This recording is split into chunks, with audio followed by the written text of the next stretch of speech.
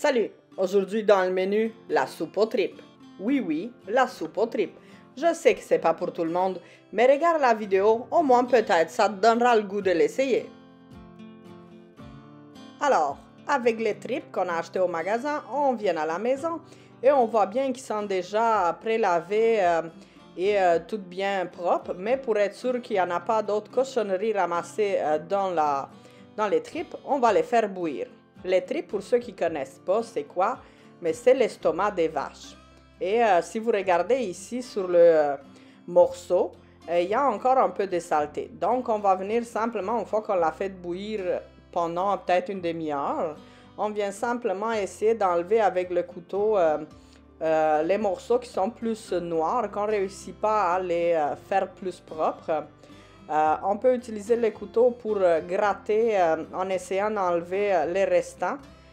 Si jamais cela c'est pas possible, c'est simple, on fait simplement couper le bout et on va les jeter. Donc voilà, ça ressemble à ça, une bonne tripe pour la soupe.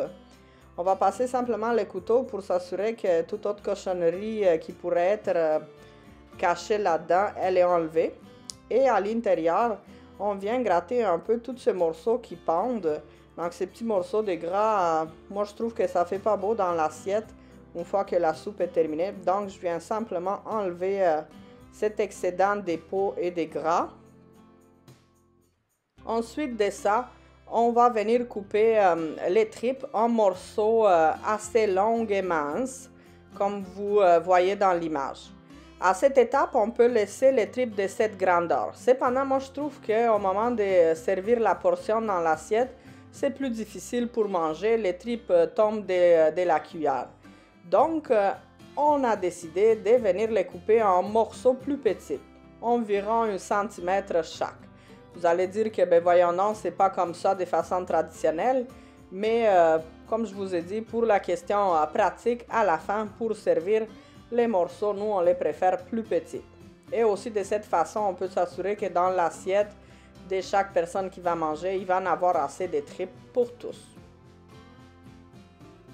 Dans un chaudron, j'ai remis les tripes déjà pré-buis, comme j'ai expliqué tantôt, avec un oignon et 2 carottes que j'ai coupées en rondelles.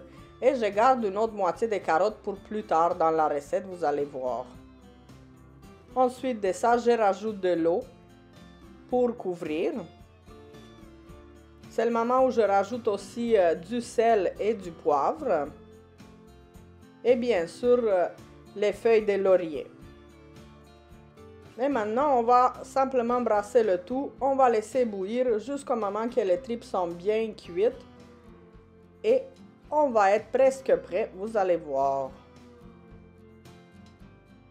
Pour finaliser la soupe, on va brasser simplement de la crème sûre avec 9.